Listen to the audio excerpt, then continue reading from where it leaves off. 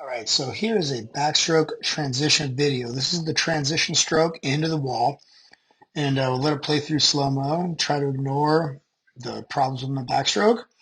And we'll go over the concepts here in that initiation phase.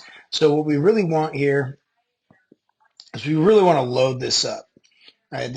Everybody knows there's a freestyle stroke, but a lot of people think that this is the freestyle stroke. But the way that I like to think about this is, well, it's the right way, is because this is the freestyle stroke.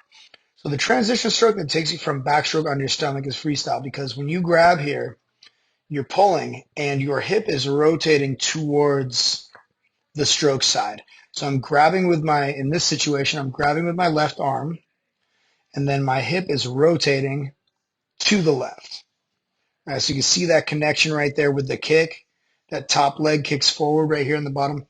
This top leg kicks forward. I'm connected there. The hip rotates. The hand pushes past the hip. That's freestyle, right? Then I come into an extension of the spine. So T-spine extension. See, the eyes are going to come up with the T-spine. And I grab, this is a one arm butterfly stroke. You see that looks like butterfly. So one arm stroke of fly. And then I'm going to come up, undulate through that stroke, drive the crown of the head down, snap the kick through, grab the water, throw it behind the head for a nice tight turn. But when you do this correctly, what you have the ability to do is you can stretch this out as long or as short as you need it to be, right? And then you look at the reason I have the above the water camera is because I want you to see on this transition how much you're really coming up to the surface. See how the lat is reaching, you're bending the body, you're reaching up towards the surface because you want to go high to low on this. When I come high to low, I come down on that like fly.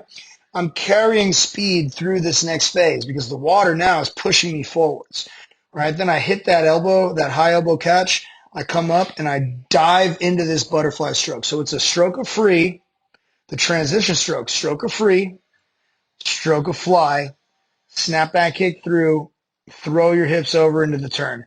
And, the better you are, the higher the hips will be. So really, like if you're talking about a dressel, you're going to see space. You're going to see air underneath the hips there. Now, I was going really slow here, just to be fair. This is a 50-degree pool. So I would say probably for anything except for the 100 or the 200 rather, like I don't want to see the legs stop here. Really what I want to do is kick through.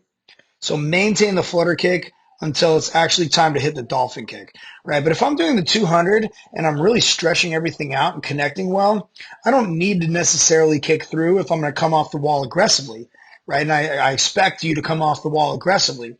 So I would say really only for the 100 is it super necessary that you kick through if you're really timing it well. If this is a 200 and you're coming through and you're really maximizing that stretch shortening cycle so that you can grab forwards and really close that distance to the wall, then you don't necessarily need to kick through because I expect you're going to use the legs coming off the wall. The other thing here is you really want to make sure, and again, you can use this to adjust your distance. So if I come through short, I can grab quickly, I can reach short, I can pull. I don't have to follow through necessarily as much as I am here, but you can use these two strokes.